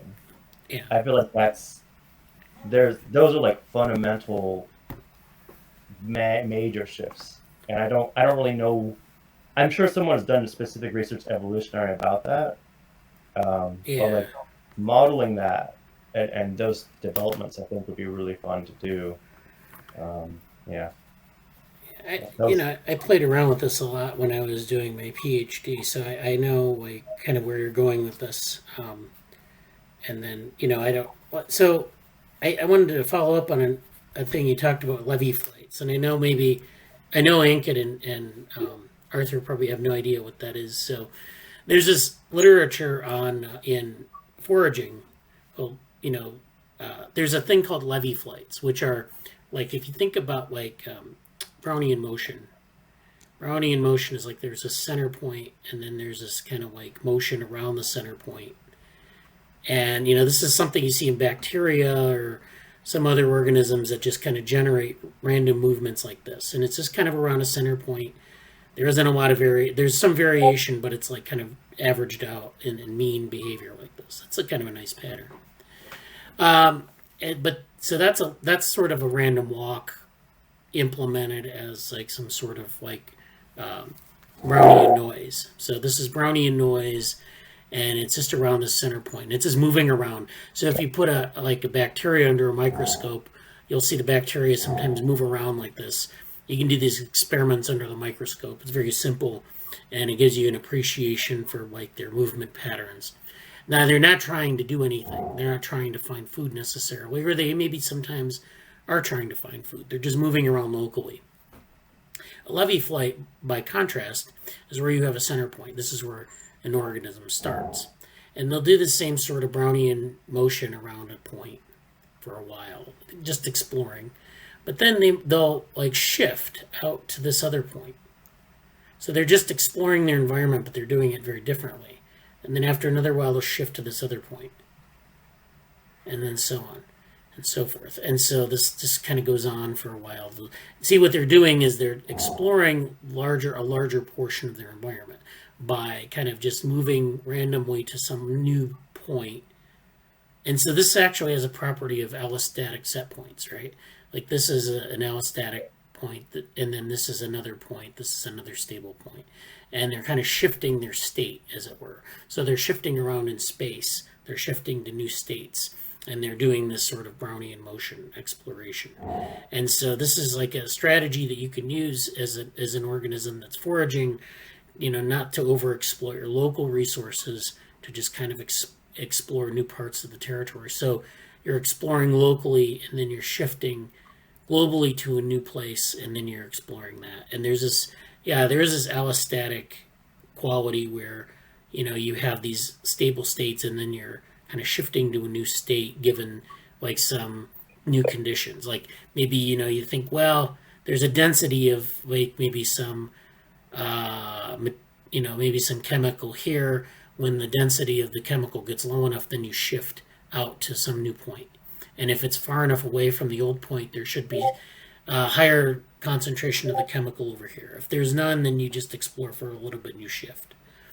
This model, like people have kind of found this model to be in ill repute, like in the foraging literature for I guess for birds and lizards and other animals. People are kind of moving away from that. There's this debate between like Levy flight behaviors and other types of behaviors. So I'm not really sure. Maybe we should talk about that in a group meeting. But I think I have some papers on it somewhere. But in any case, this is the Levy flight model. This is a Brownian motion model. So you can fit this to like what the vehicle is doing by thinking the vehicle here is just kind of exploring the local environment, making these simple movements towards or away from different stimuli. In this case, there's maybe no sensory input at all. It's just exploring the space according to some random algorithm. And then here you're actually implementing the random algorithm, but you're shifting to some new point somewhere else in the space. And so spatial representations aren't necessary for these kind of Levy, this sort of Levy flight movement. The Levy flights are these flights here. And this is distributed according to a 1 over F signature. So you have like, typically this is, I think this is also sort of 1 over F, but it's like a lower dimension of F. It's like maybe 1/3. And this would be like 1 or 2 maybe, So you have like this 1 over F behavior is like, it's variation from like a normal distribution. And like there, you have like, it isn't uniform around the center point. There are like fluctuations. But here you have large fluctuations in these Levy flights. So that's what that's all about. And, you can implement this as like a way to explore space, a way to like understand these sort of allostatic shifts and all sorts of stuff. So, I mean, that's just going back. Those are my thoughts on that. I didn't want to spend too much more time on this. I just want to go back to this last paper to make sure that we cover. Yeah. That's great, and something that I kind of want to excerpt that and follow up on that. I might write something a little bit about this later, because that's good. So thank you. You're welcome. Yeah. So then this final paper is about. This is back to Papua New Guinea now, and this is also Rafa. I'm interrupting for a second. Oh yeah, go ahead. Could you give an overview of Levy flight again, like a very small overview? Like, is it like Brownian motion or is it not Brownian motion? Well, okay. So let me go back to this. Yeah. So this is Brownian motion here. This example down here, where you have this single point and it's moving around. Levy flights that's Brownian motion locally, and then you get these shifts, which goes from like point to point. So like you have Brownian motion locally, then it shifts to this new point, and there's Brownian motion. It shifts to this new point, there's Brownian motion. And if you So look it's at like basically it's like for local exploration it's like completely random and like Brownian, and for like other non-local point it's probably using some other heuristic. well, it's all random, but it's the way it's set up is the probability distribution is a long tail distribution. So like a random this is like random noise here where you have a Gaussian, It's and a the heavy Gaussian tail is distribution, right? I yeah. just read. No. So it's like a distribution like this where you have like it's distributed around this mean point here, and then over time, and there's a little bit of variation in the distribution here in the support for the distribution. But then what happens with Levy flights is you have this long tail. Hmm. This long tail are these long traveling. You're traveling from point to point. So these are random, but they're like longer flights away from the mean. You see what I'm saying? Okay. Yeah. Yeah. Let's make sense. Okay. So Yeah. like, what are like the views of like this researchers on this Levy flight right now, and like what are its applications? Well, you could model like foraging behavior. That's what in one. I mean, it's a physics tool, but they use it to model foraging behavior. So like animals forage and then they move to a new patch and they move to a new patch because ecosystems are patchy. Now, I don't know about in bacteria and other organisms like that, but in animals like in birds and in mammals, there's a little bit of a debate whether this is the correct model or whether there are newer models that are better. Because this is imported from physics. The Levy flight model is a physics tool that I think the original we used to describe these kind of molecular behaviors or bacterial behaviors where you're getting these flights that are what they call exponentially distributed. So they have this long tail, and then this is different. It's Brownian motion, but it has this new signature component, this different signature, and so some people debate whether that's the best model for like birds and mammals and things like that. I'll talk about that maybe in another meeting because it's a little bit. Yeah, I think it'll be fun to be next time. Also, Yeah. I'm on camera. Hi. I think it'd be fun next time to go deeper into that. We can Okay. all present ideas and rap about it more. But that's cool. Yeah, maybe we should like discuss on like Levy process maybe like next time. Yeah, I'll bring some Yeah, papers. we should discuss about that next time. This final paper, then, I just want to go over this briefly. This is, again, going back to Papua New Guinea. This talks about where did the ordered line come from. So I talked about, like, the directionality of, like, left and right, and then we think about the number line as, like, the left of the number line is negative, to the right is positive. I'm thinking about, like, an x-axis on a graph, or, like, a typical number line you would learn in elementary school, where it's like negative numbers are on the left, positive numbers are on the right. This linear order is not like necessarily seen across cultures. This is just a construct that we make. There are also calendars and measuring sticks. These are things like our yardsticks or our meter sticks, where we have it's ordered from 0 to the end in a high number. So these are all things that are sort of in high literacy industrialized societies. This principle of spatial organization or linear order is a fixture of visual culture and everyday cognition. But what are the principle's origins and how did it become such a fixture? So in the Yupno, again, we go back to Papua New Guinea. They lack these conventional number representations on lines. And then they compare this with U.S. undergraduates who are well educated and probably largely from the West, so they have this familiarity with the number line concept. Presented with cards representing different sizes and numerosities, both groups arrange them using linear order, or sometimes spatial grouping, a competing principle. So, they'll think about different sizes and numerosities, orders of magnitude, whether it's like 1 versus 10 versus 100. they'll put this in not in a line. And back in this continual learning graph, I put this on a line here. So I have the log scale number line. It goes from 0 to 12, order of 0 to 12. In this case, you have, they're putting it in a spatial grouping. So they're saying, maybe 0 is somewhere in space and 12 is somewhere else in space. And, you can order these things in different ways. And in their culture, they have this competing principle of spatial groupings. But whereas the U.S. participants produced order aligned in all tasks. So U.S. participants just used the ordered line, strongly favoring the left to right format, which is also the way we read. A lot of English speakers and Europeans will read text from left to right, which isn't true in East Asia, for example.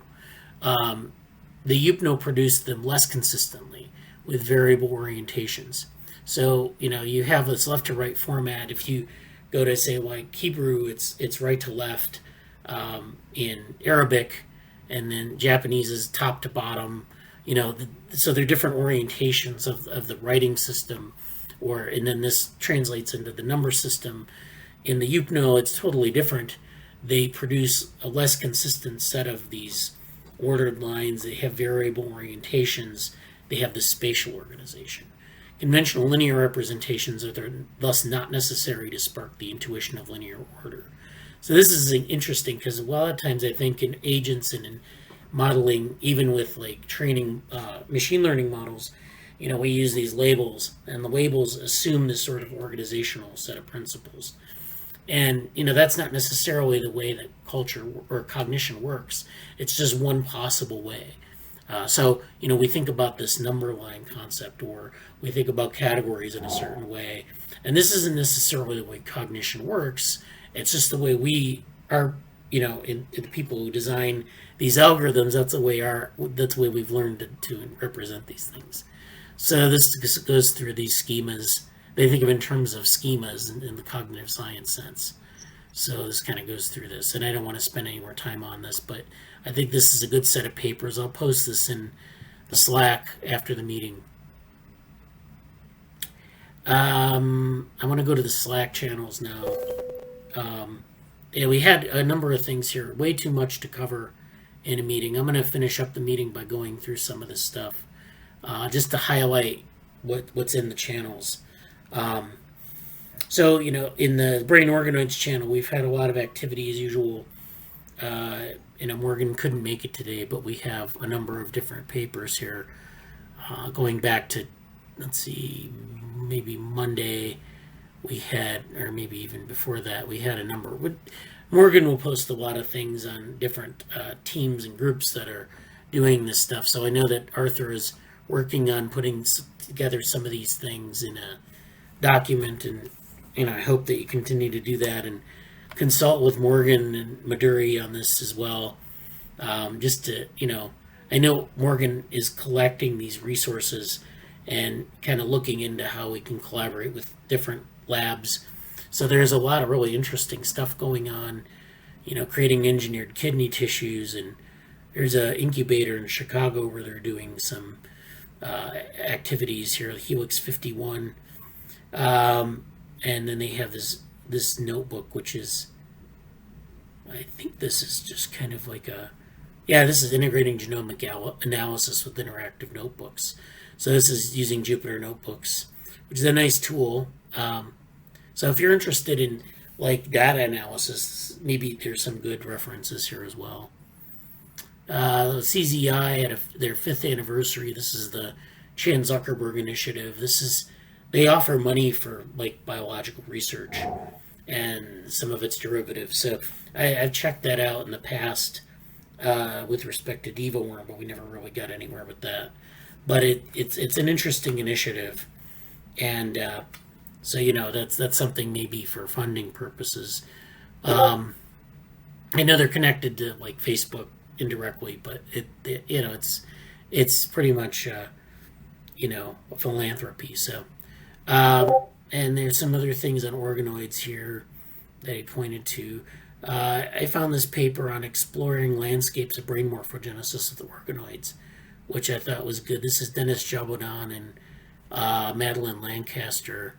Dennis Jabodon does a lot of developmental neurobiology, so that's actually a pretty nice paper, maybe to look over. It's a nice review. There's this activity-induced instabilities of brain organoids. So this is where they're looking at hydrodynamic instabilities in brain organoids, and we've had some discussions about like physical forces on embryos in the devorm group. So this kind of like crosses over into that discussion. So I don't want to get too much more into that, but it looks like Arthur posted something on modeling traumatic brain injury with human organoids, and this is a nice paper again on some of these things that you can do with organoids, modeling and looking at the instabilities of hydrodynamic instabilities are of course relevant to birth defects and other things that happen. We don't really know why. We think they're genetic, but there's also an environmental component, and that's the environment that human embryos are in, is this hydrodynamic environment. And so there's a lot there to maybe understand. And then Morgan suggests, I think our first software documentation commit should be a bibliography search script, and the process we use to label papers. And then how we update it each month. So this is maybe something that's going to be, I see a lot of people like this. So this might be something that comes out of this group as well.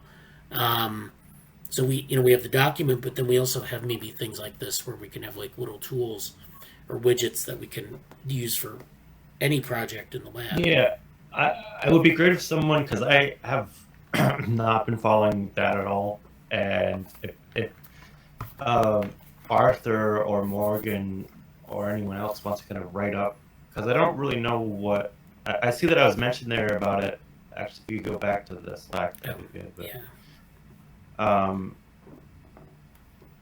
I see that I was mentioned about it, but I wasn't really sure. Like, I don't really know what my thoughts are about, or yeah, like I don't know what the ask is there. Oh, so this is a separate thing. This thing here, he's talking about the software documentation commit, but this is actually.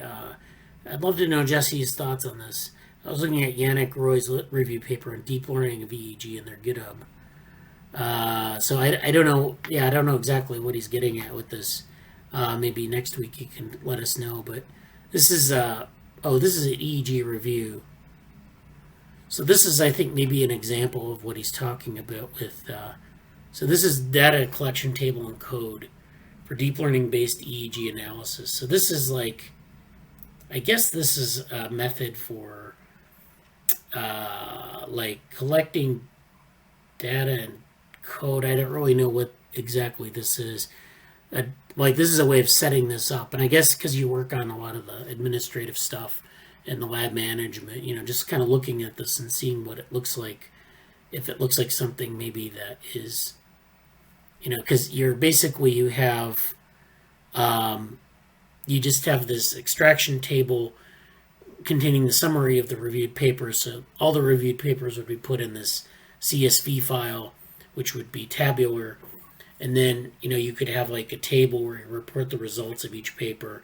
So basically you'd have this CSV that would be generated that could be used for making a table in a paper or storing it offline or something. This is just an EEG, but this is something that I think is more general. What he's talking about is like doing this for the brain organoids. So I mean, I guess that's what he wanted. Just your feedback on that.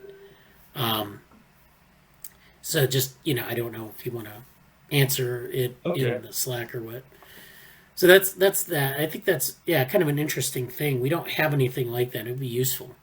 So then Brainberg Vehicles channel. This is this thing I was talking about with respect to the switching paper so this is Evolution Gym, and this is a way that they use to train soft robots. And this is this little soft robot here. Yeah. So this is kind of like the stuff they do in RL with video games. This is like taking like these soft embodied robots. Like this is a little pair of pants. It's a walker. that they refer to. It's like a bunch of little cubes that form this walker that walks around in a 3D environment, and they can train it in different ways. So this is like a benchmarking tool for evolutionary algorithms. So I don't know if this. When they're saying soft robots here, could you explain what that is specific to like the other? Because I see them differentiating it with like different voxels, and I'm not quite sure if that means Do you something mind if I like speak? Yeah, go ahead. I'm not really sure what soft robot means, but like probably what I think they mean by soft robots is like what they mean is like in usual bots, what happens or usual agents is that the environment changes and the bot structure remains like the same. Probably like a soft robot would mean like you will have the bots and bot itself that will be like changing, like in structure, for example. Uh, yeah, sort of. Well, a lot of times, like they'll do these models, and they'll work towards building something with soft materials. So, like a hard robot would be like a metal robot that would like, like a passive dynamic walker where the legs are like metal and there's a hinge and it's all hard. Soft robots have like maybe softer materials like foam or some like a xenobot where you have biological cells or something like that. And so they design these things in these simulators where you have these walkers or worms or whatever they have that they're using. It's usually a pretty simple morphology, but you have like you can translate that into these materials that are soft that maybe like don't like they're pliable. So you would have like different types of rubber surfaces, but they're actually working on like bio-inspired materials for this as well, where the robots can like squeeze through little spaces, and they're not like they're cubes in these simulations, but you can squeeze the cubes in real life because it's a soft material. There are these different types of materials with different hardnesses. So it's a really interesting field. There's a lot of it requires you to have this embodied perspective. So this is just like a way to train these, and I don't know if we can use this necessarily for the switching. I'm not really sure how this works. Like if we can like take an algorithm and design it where you have the switching and then just map it to one of these little soft robots is just a way to like demonstrate like the way the evolvability of this, or the way that this algorithm allows us to find a global optimum, right? Like that's the goal, is to take the algorithm and find like show that the algorithm helps you do something better than you would normally have. And so a lot of times these robots are controlled by algorithms that converge at a certain rate in their evolutionary algorithms. So this would fit in. If we map this to, we could use a flight simulator, we could use a soft robot simulator. The point is that the algorithm is doing something, and it's a little bit different in terms of the outcome, but it actually shows, this optimization. So, I mean, this is not, I don't know how hard this would be to do. There's just, they have these resources for people to try to use it. Again, I think there's as much about the algorithm as it is about the. Oh, thank you, Arthur, for attending. So this is the Evolution Gym link. Okay, yeah. So Arthur, thank you for attending. And then, Uh, yeah, I was actually looking at that evolution gym actually, and like earlier I kind of misunderstood what it was. I was looking at the documentation, like they haven't really added a lot of stuff, and it's like it's under construction. So it's just like a bare bones of like what they have made. So yeah, they've yet to add a lot of stuff to it, like how to like use the environment. It's almost like just like a landing page at this point. yeah. Well, yeah. I mean, it's something to think about. I don't know. Maybe there are other ones that are better than this. I'm not really sure. I know there are like a number of groups working on like evolutionary benchmarks. So maybe we can find something better. I just don't know like what's out there. But yeah, so that's the evolution gym. Then there's this. I think this paper was from. I can't remember what conference this was. This was from last week, but this is Yeah, so this is stuff that was from last week. I don't want to go into that. Developmental AI is this is where there's this conference coming up. So first of all, we talked about the AI debate 3 a couple weeks ago, and we didn't know when that was. Now they've announced when this is, and this is at the end of the year. It's in a couple weeks, so if you want to register for it, it's virtual. Here's the link.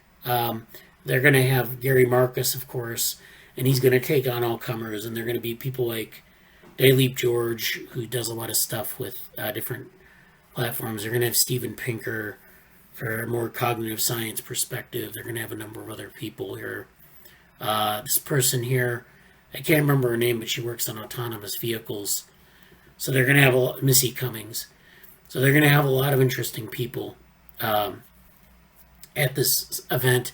And it's basically, it started where Gary Marcus was debating, I think it was Joshua Bengio, and they were talking about symbolic approaches versus neuro approaches, and they didn't really disagree on that much, but they billed it as a debate. So this is going to be, it's not necessarily contentious, but it's very interesting with different perspectives. I definitely recommend attending.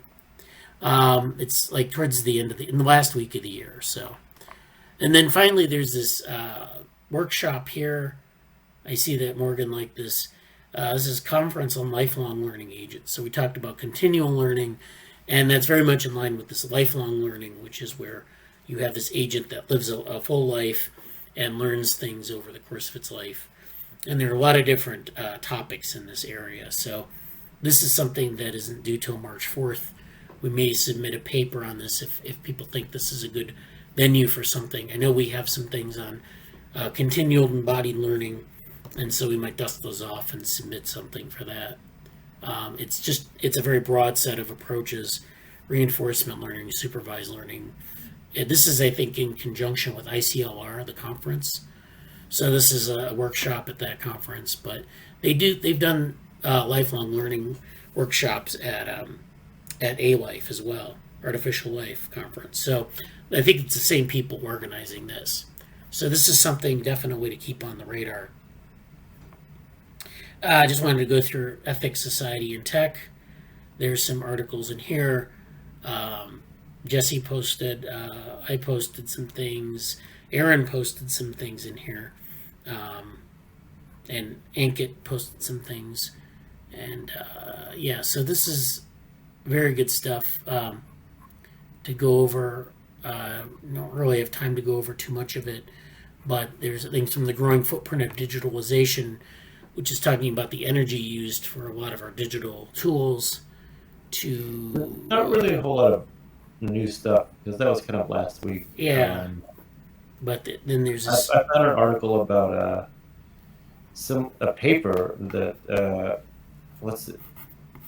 basically a specific use of facial recognition in a very contentious situation, which is like Israel-Palestine. It's a very big deal, but just how someone's looking into the legality of using racial recognition in that situation. And I mentioned this also to Valeria, our AI ethics alumna. Yeah. I'll see if she's saying about it. One thing that I was discussing that I kind of forgot, that I was discussing with, I think, Jesse, if I'm not wrong. Are you going to be present, submitting a project for GSOC this time or what? Yeah, we am still in the process of going over this. I don't know exactly what we'll do yet. Maybe this next meeting, and this next meeting we'll talk about it, and then maybe over the break we'll talk about it in Slack. But I was thinking about maybe an AI ethics project, and then I was also thinking about doing something in DevoWorm, which is going to be more machine learning oriented. I think it would be very good to basically honestly, I think we could probably do one, if not two full hours on. Let's talk about GSOC, what's new, because there's a lot of new shit that I don't even know about. Yeah. Like what we can do with it and how we can use, because we have DevoWorm, we have this group, we have AI ethics stuff, we have a lot of things to do. So I think that's gonna that could be its whole and it's not urgent, but like Yeah. I think there's a whole. I mean, that could basically be its own project. Let's have that Yeah. discussion.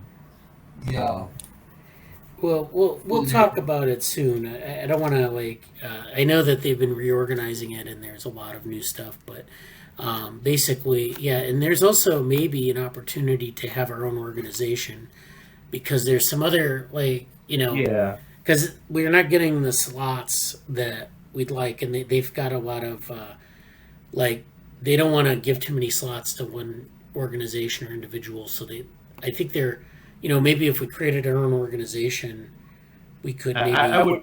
I would definitely like that. I know that's been a thing. Like, just for those who don't know, like, when I first came, that was actually my draw to the lab in 2019. I came here because of that, and then I think we have the way that the INCF distributed their funds. Like, a lot of our projects didn't really get funded or didn't have allocations for it. So, like, I'd be very interested in looking at all that stuff, not just like in general, and also because it would affect a lot of our work. So yeah. yeah.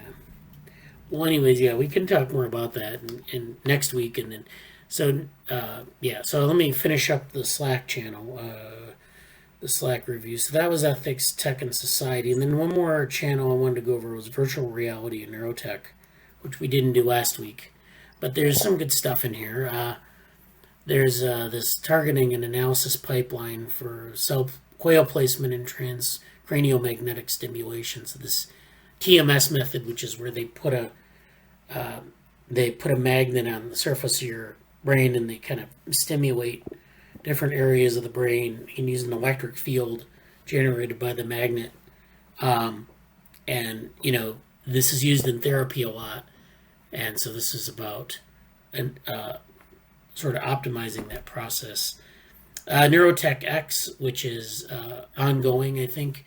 I don't know. I wish Morgan were here to get an update on this, but I know that was it Ankit who got accepted into Neurotech, or what was the hackathon that you got accepted to? It was Brain Hack or something, right?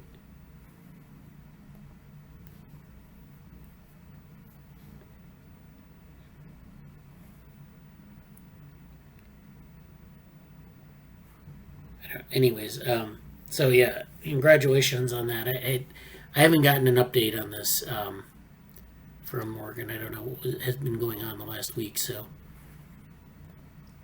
okay, and then I wanted to just go back and again, this I think is from last week, but there's so just go through this channel and so yeah, there are these hackathons that are ongoing.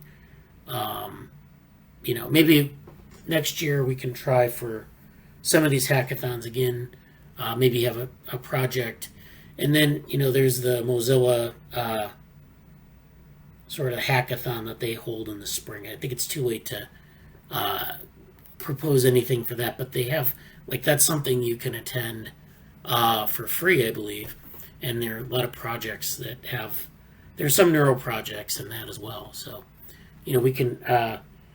We don't really have a strategy for hackathons. I don't know if it's worth kind of talking about that or planning that as another set of outreach goals, but it's definitely something to think about because I think those are maybe useful for students and people who want to interact I different think projects. for hackathons, what we can kind of do is that yeah, obviously it's not beneficial to spend a lot of time talking about it, but we could decide upon a team or something if we want to take part in a hackathon, and then if it has a good prize money, then we could win it or get some good place and use it as funding for our group. Yeah, yeah. Well, anyways, we'll keep our eyes on this and see where it goes. Yeah, yeah. Yeah.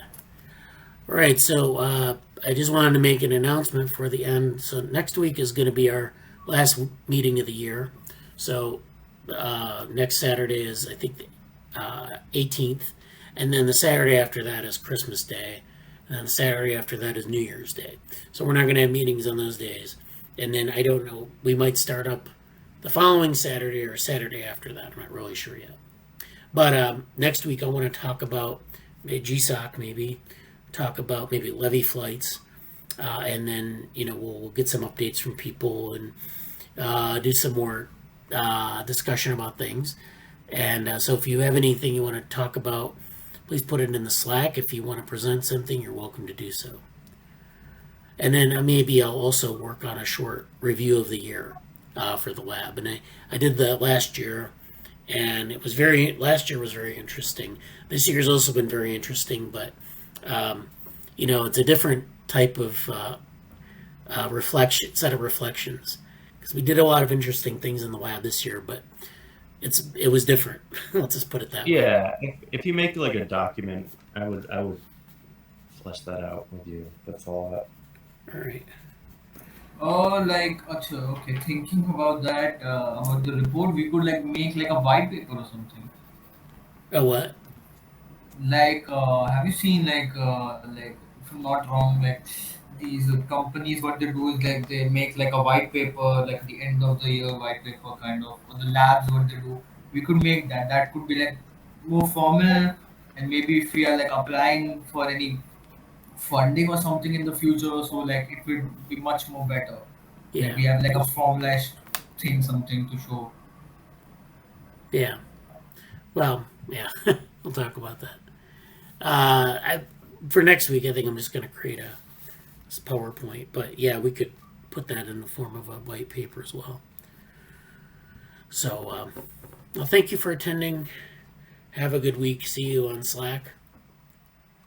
All right, take care, everybody, and thank you for like letters of recommendation, everything like that too. Oh, I yeah, really no appreciate problem. it. Yeah.